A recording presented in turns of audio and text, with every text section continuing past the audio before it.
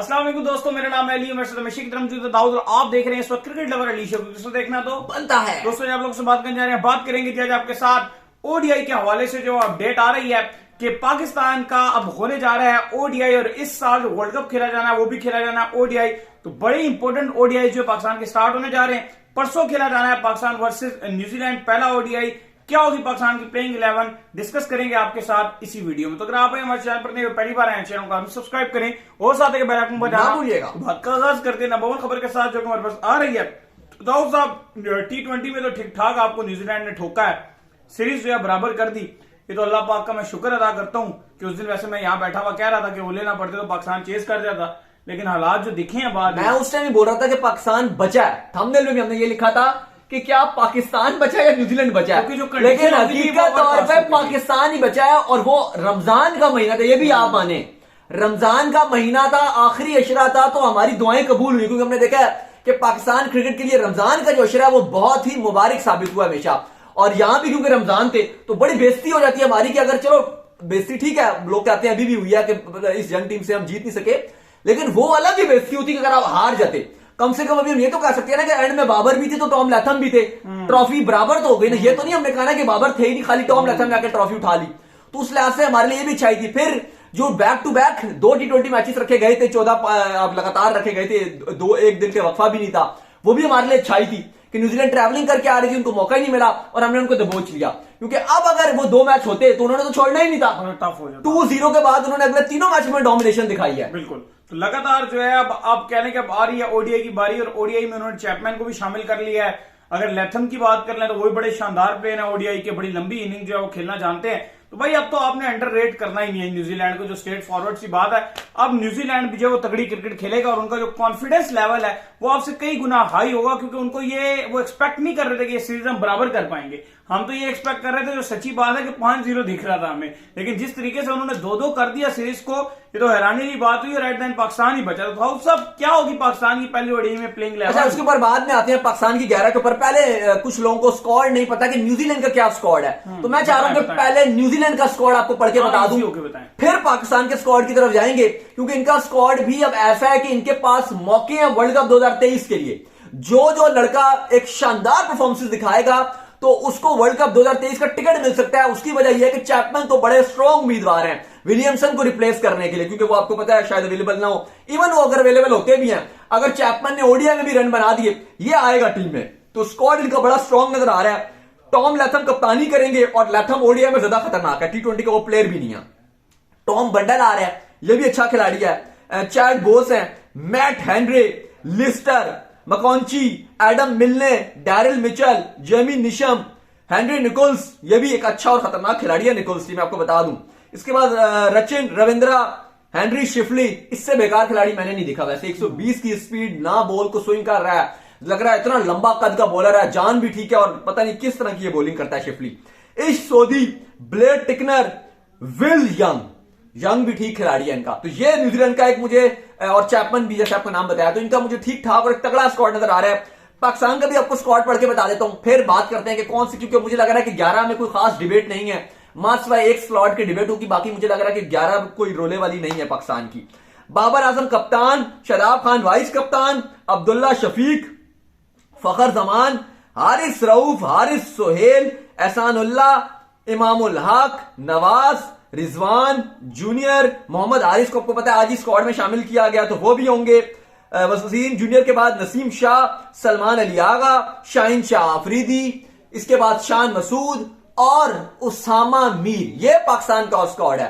अब बात करते हैं कि पाकिस्तान का परसों मैच खेला जाना है, 27 अप्रैल को पाकिस्तान का ये मैच है, पिंडी में, 3:30 बजे पिंडी में ये मैच खेला जाएगा। तो प्लेइंग 11 कुछ इस तरीके से बनेगी कि ओपनर तो आपके सेम टू सेम ही होंगे जो आपके पास में ओडीआई ओपन कर रहे हैं, यानी कि इमामुल हक और फखर जमान, यही आपके ओपनर होंगे। और जो टीम मैनेजमेंट है वो चाहती भी यही है कि वर्ल्ड कप 2023 के लिए यही दोनों भारत में भी ओपनिंग करें। तो ये आपके दोनों ओपनर आ जाएंगे। 3 पर हमारे बाबर आजम आएंगे, बेहतरीन बल्लेबाज है ओडीआई के, और इसमें कोई शक नहीं है कि बाबर आजम 5 ओडीआई में से 2 मैचों में एटलीस्ट सेंचुरी भी जड़ दें। शानदार खिलाड़ी है, उनसे बेहतर आपको ओडीआई का कोई प्लेयर नजर ही नहीं आएगा, कोई बैट्समैन है ही नहीं। डिबेट ही एंड हो जाती है जब बाबर की बात आती है ओडीआई में। किंग है बाबर आजम, बेहतरीन बल्लेबाज है। 3 पे वो आएगा, ठीक है, कप्तानी के ऊपर बात होगी, वो होती है और वो करते रहेंगे, लेकिन बैट्समैन, ऐसा बैट्समैन बाबर से ज्यादा अच्छा कोई है ही नहीं, वो प्रूव हो गया। अच्छा, 3 पे बाबर आजम, 4 पे आपके रिजवान आ जाएंगे। और अब मजे की बात बिल्कुल भी ये नहीं है कि रिजवान की जो फॉर्म है ओडीआईएस की वो बिल्कुल भी नहीं है।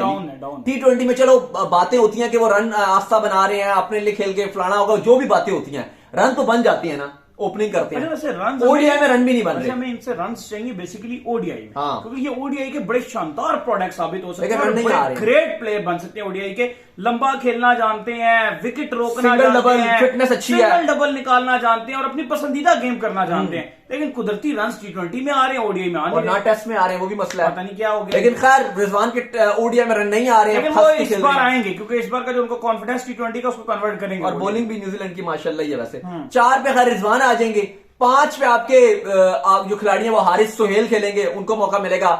मेरा मानना यह है कि हारिस सोहेल को आप 4 नंबर पे पक्का कर दीजिए। बाबर 3 पे, 4 पे हारिस सोहेल, रिजवान 5 पे होना चाहिए। मेरा मानना है कि रिजवान को आप 5 पे रखिए, 4 पे आप जो है वो हारिस सोहेल को पक्का कीजिए। लेकिन खैर बाबर 4 पे रिजवान को खिला रहे हैं, 5 पे हारिस सोहेल को खिला रहे हैं। अच्छा, इसके बाद 6 पे जो 4 डाउन की स्लॉट होगी, होना तो उस स्लॉट पे चाहिए कि इफ्तिखार, ठीक है, सलमान अली आगा खैर खेलेंगे, वो रन भी बनाएंगे इस सीरीज में, हल्की टीम है, सब कुछ कर सकते हैं। लेकिन मैं अभी की बात नहीं कर रहा, इस सीरीज मेरे लिए ये मैटर नहीं करती है न्यूजीलैंड की सीरीज, मेरे लिए वर्ल्ड कप मैटर करता है, मेरे लिए वो ज्यादा इंपॉर्टेंट होगा वर्ल्ड कप। अगर एशिया कप मेरे लिए ज्यादा इंपॉर्टेंट है, लेकिन अगर उस प्रेशर मूवमेंट में अगर सलमान अली आगा वो नहीं करके दे सकेंगे तो मसला हो जाएगा। और हमने पता है इफ्तिखार क्या क्या कर सकते हैं, तो मेरे और अफसोस की बात यह है कि ना इमाद नसीम ओडीआई स्क्वाड में है, ना इफ्तिखार ओडीआई स्क्वाड में है, और इन दोनों को ओडीआई स्क्वाड में होना चाहिए था। और अफसोस की बात यह है कि ये दोनों ही को आपने, इवन साइम अयूब को भी, मेरे ख्याल से इन तीनों को आपको ओडीआई स्क्वाड में होना चाहिए था, लेकिन ये तीनों ही स्क्वाड में नहीं है। स्पेशली चलो साइम को शायद प्लेइंग 11 में मौका ना मिले, लेकिन इमाम और इफ्तिखार को तो मौका भी मिलता।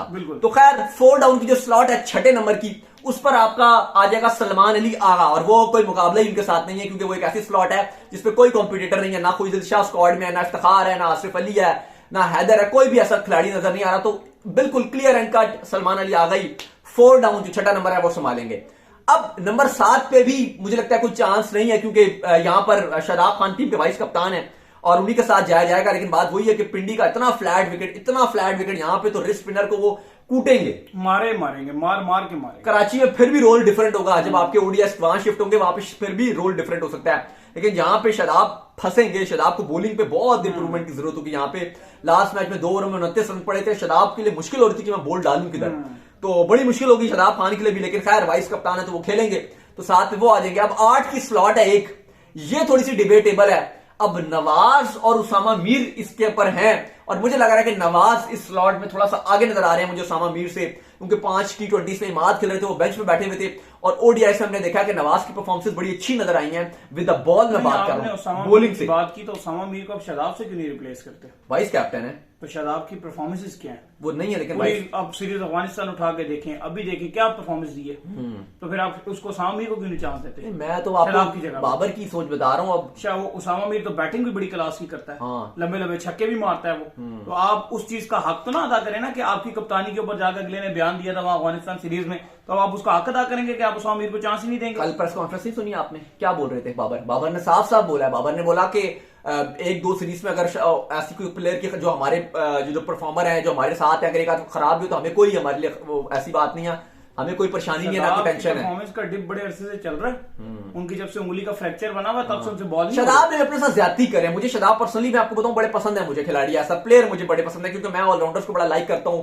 फील्डिंग उनकी अच्छी है, कल भी मजाक ही किया है, बैटिंग भी कर लेते हैं, कल भी मजाक ही किया। एक तो 2 कैच शादाब ने कल छोड़े हैं। बाबर ने प्रेस कॉन्फ्रेंस में आके वजह बताई कि जो मैच की हार है उनसे पूछा गया कि क्या कप्तानी वजह है या आपकी जो शाहीन शाह अफरीदी और फास्ट बॉलर है उनकी वजह है, तो उन्होंने जो चूज की, उन्होंने कहा कि फील्डिंग जो हमारी कैच छूटे हैं उसकी वजह से छूटा, हाँ ठीक है, इंपोर्टेड कैच, तो उन्होंने कहा जी उसकी वजह से हम आ रहे हैं, ये बाबर ने दिया। तो उन्होंने तो साफ बोला, तो आपने फिर बेस्ट फील्डर का अवार्ड उसको ही दे दिया, शादाब को ही। लेकिन है तो बेस्ट नहीं, बेस्ट फील्डर तो है, इसमें कोई शक नहीं, बेस्ट फील्डर है, बेस्ट फील्डर, लेकिन पूरी पाकिस्तान टीम में बेस्ट फील्डर है, बट लेकिन उस मौके पे तो मत देना। एशिया कप पे कैच छूटा हम हार गए, कल कैच छूटा हम हार गए, 2015 में भी छोड़ा था राहत अली ने, वो भी हार गए तो ये तो मेरे ख्वाबों में भी आता। लेकिन खैर कैच ठीक है, लेकिन अगर आपकी इतनी बड़ी बॉलिंग है, एक कैच के पीछे आप रोए जा रहे हो, कैच तो आपके हमेशा ही छूटते हैं, अगर इतनी बड़ी बॉलिंग है इस न्यूजीलैंड की सी टीम से, तो मैं कहता हूं 3 बार भी कैच छोड़िए तो आपको जीतना चाहिए, 26 पे 3, और फिर आप क्या बोलेंगे, कैच छूट गया, ठीक है हो गया, लेकिन बाकी भी तो बहुत कुछ था। लेकिन बात आपकी ठीक है कि शादाब की जगह उसामा मीर को एक आध मैच में ट्राई किया जा सकता है, लेकिन पहले मैच में तो जहां तक बाबर की सोच में बताऊं तो वो शादाब और फिर नवाज जाएंगे। और फिर उसके बाद जो 3 पेसर्स हैं उनमें एक शाहीन शाह अफरीदी हैं, एक हारिस रऊफ हैं और तीसरे नसीम शाह। और मेरे ख्याल से अगर आप मुझसे पूछें तो ओडीआई में जो नंबर 1 बॉलर है वो नसीम शाह है। शाहीन की परफॉर्मेंसेस भी नॉर्मल ही हैं, हारिस रऊफ की बेकार परफॉर्मेंसेस है ओडीआई में। और जो आपका पूरे 1 साल से जो आपका बेस्ट बॉलर है, जो फ्रंट से लीड कर रहा है, प्रीमियम बॉलर है, हर मैच में 3-4 विकेट लेता है, वो आपका नसीम शाह है। और रन भी कम 30-40-45 तक रन देता है। रन नसीम शाह ने भी T20 में खाता, T20 आप T20 की बात कर रहे हो, मैं ओडीआई की बात कर रहा हूँ। ओडीआई में रन नहीं खा रहे वो। ओडीआई में नसीम शाह 40-45 लेके दे रहे हैं, ओडीआई में अच्छे विकेट्स लेके। हाँ, ओडीआई में बेस्ट बॉलर ही आपका नसीम शाह है, क्योंकि आपको पता है कि वो थोड़ा टेस्ट वाला बॉलर है, थोड़ा सा टेम्परमेंट स्ट्रांग है, और वो एक थोड़ा प्रीमियम टाइप बॉलर है, थोड़ा सा टेम्परमेंट स्ट्रांग है, इसलिए वो ओडीआई में उसको बड़ी सक्सेस मिल रही है। बाकी शाहीन हारिस रऊफ T20 से आ रहे हैं, उनको ओडीआई बहुत मुश्किल लगना शुरू हो जाता है। 60-70 रन खाते हैं, कोई विकेट नहीं मिलती है, बमुश्किल 1 विकेट मिल जाती है, बस वो गुजारे खेल ही रहे होते हैं, कुछ इंपैक्ट क्रिएट नहीं करते। वहीं पे शाहीन शाह अफरीदी की बात करें, पहला स्पेल वो अच्छा कर देंगे, और ओडीआई में तो आपको 1 स्पेल होता ही नहीं, आपको 3 स्पेल 4 स्पेल करने पड़ जाते हैं। तो वहां पर दूसरे स्पेल तीसरे स्पेल में शाहीन शाह अफरीदी बिल्कुल ही रेडिकुलस साबित होते हैं। तो थोड़ा सा पाकिस्तान की प्लेइंग लेवल में देखिए, मेरे ख्याल से अगर आप बेस्ट पहली में चाहे तो आप इवन शाहीन को आराम करवा के या हारिस रऊफ में से आराम करा के एहसानुल्लाह को खिला दो। सही बात है, ये भी हो सकता है। तो खैर, लेकिन ये होगा नहीं, वो ऐसे ही मैं बोल रहा हूं। जो पाकिस्तान की 11 फिर आपको बता देता हूं। ओपनर आपके फखर और इमाम, नंबर 3 पे आपके आएंगे बाबर आजम कप्तान, नंबर 4 पे आएंगे रिजवान, नंबर 5 पे आएंगे आपके हारिस सोहेल, नंबर 6 पे आएंगे 4 डाउन पे आपके आएंगे सलमान अली आगा, नंबर 7 पे आएंगे आपके शदाब वाइस कप्तान, नंबर 8 पे आएंगे आपके नवाज, नंबर 9 पे आएंगे आपके शाहीन शाह अफरीदी, नंबर 10 पे आएंगे आपके हारिस रऊफ और 11 पे आएंगे आपके नसीम शाह। ये पाकिस्तान की जो परसों आपका खेला जाना है पहला ओडीआई मैच रावलपिंडी में, उसकी प्लेइंग 11 नजर आ रही है। बिल्कुल, तो अभी तक तो ये प्लेइंग 11 दिख रही है। उस दिन भी हमने आपको बड़ी परफेक्ट प्लेइंग 11 बताई थी, जो T20 फाइनल हुआ था। 2 तब्दीलियां आपको बताई थी और 2 ही तब्दीलियां जो स्क्वाड के अंदर हुई थी। हाँ बिल्कुल, तो उम्मीद करते हैं कि ओडीआई के अंदर भी जो है वो प्लेइंग 11 ऐसी ही है, ऐसी जो है वो आपको दिखे। तो उम्मीद करते हैं आज हमारे शो आपको वीडियो को लाइक कीजिए, हमारे चैनल को सब्सक्राइब कीजिए, साथ ही बेल आइकन को बजाइए और एक और काम कर लीजिए, वो कर लीजिए कि इंस्टाग्राम में फॉलो कीजिए। इंस्टाग्राम में मुझे फॉलो कर लीजिए, वहां पे मैं मौजूद हूं, दाऊद क्रिकेट के नेम से। अगर आपको कोई सवाल हो तो भेजिएगा, इनको भी फॉलो कर लीजिए। लवली ऑफिशियल के नाम से लिंक डिस्क्रिप्शन में मौजूद है, जाइए फॉलो कीजिए। अल्लाह हाफिज, बाय बाय।